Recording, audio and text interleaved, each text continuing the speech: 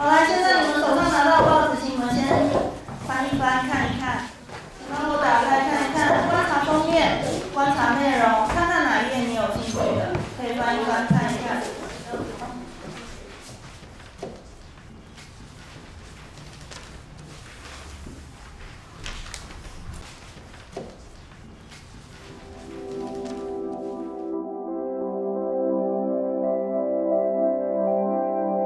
我觉得我小的时候呢，阅读使我强大。阅读有一种奇幻的力量，可以使我从小小的自己看到外在世界跟我的关系。所以这次的美感智能的这个实验计划呢，其实我们用了报纸这样的工具啊。那美感不只是形式或者是设计而已啊，我想美感本身呢，其实是有一种跨域的特质。我们要发下这份报纸，好，这是安妮日报这一篇主题里面有一个太空人，里面有非常多的资料。2024年 NASA 即将再回到月球，来，现在有4个组别，你认为太空衣需要具备哪些功能？那请各组去做出你们的各组所决定的太空衣。做这个报纸的时候，它需要有一个非常大的世界观，希望在各种不同的面向、各种不同的知识都同时呈现，用这样子来勾引每一个不同的孩子看到不同的事情，借由这样子的相互的讨论，创造一个学校里的学习。所以学校里的学习对我来说就一直是有趣的，是群体的，是相互扩增的。这个颜色带给你的感觉是不是也是一样的哦？有人想到的是篮球，你马上想到篮球，你一定非常爱篮球，对吧？为什么我们选这9个颜色？有没有人发现？这是关于建筑。很好。你们有发现到，这是从建筑而来的颜色，跟这个建筑大师柯比意很有关系。好，如果你仔细读一读这个深红色方块的地方，你就会看到他讲到这63种颜色是从自然界而来的，然后再把这63种颜色我们分成9组。我要请你们选出一个色系。好了，我们是超合的。其实我看到这个报纸，马上让我吸引的地方是，它是如此的生活，但是它又如此的广阔的视野。艺术本身会带过来的是视觉知识、视觉的感觉，不见得是用文字可以叙述的，但是人人都有感觉。我就发现，在这个报纸里面，他接触的面向让孩子发现这件事情。是很有意思，然后在那个发现的当中，其实是沉浸在这种美，然后沉浸在我们的历史，在我们的文化，在我们的地理，在我们的科学，在各式各样的事情里面，用好奇心去勾引他们学习。你们确定这个是这个吗？是啊，我们查日光啊。你们去查日月光后镜。好，我查一下。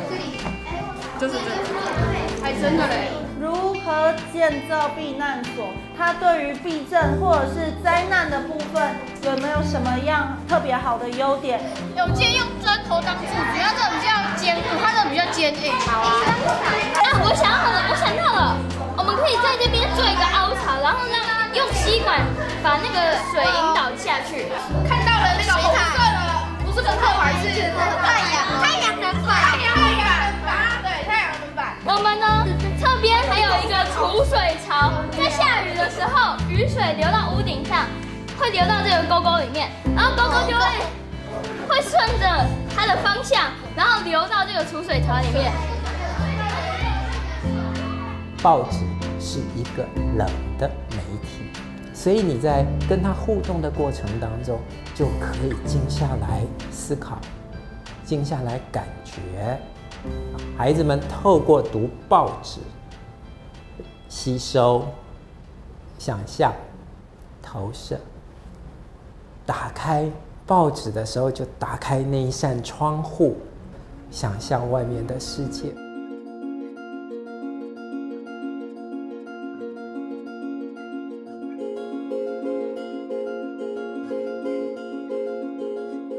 我们喜欢创造一个机会，知道学习不只是在课本，会在报纸上，也不只在学校的教室里面。那所以呢，我们就借着科教馆的仿生展，去理解我们究竟从生物学到什么事情。因此，在一些课程的实验计划里面，就会让老师借由这份报纸来谈各式各样的摸索这个知识之间的关系。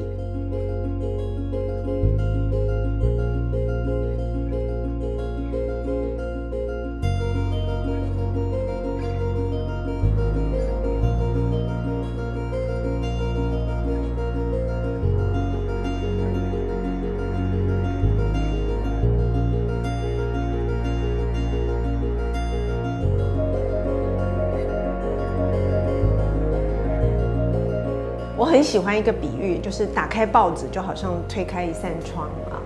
那每一个人的阅读的心得啊，都可能因为生命经验不同啊，或者年纪不同啊，际遇不同而不同。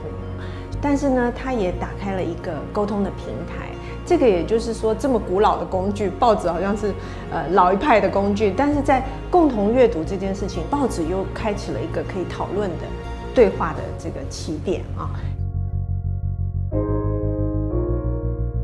我心目里面的美感教育是一个有多重价值、多重可能的美感教育。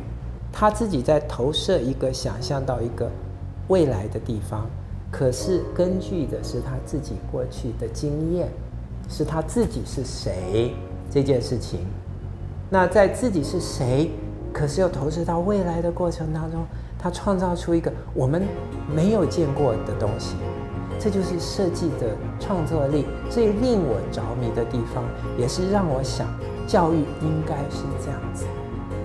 教育应该让每一个人可以做他自己想象的世界，然后根据他的经验，然后可以创作一个不同的世界出来。所以我们非常希望，我们可以借着报纸，让孩子们打开这个窗口，连接到这个世界。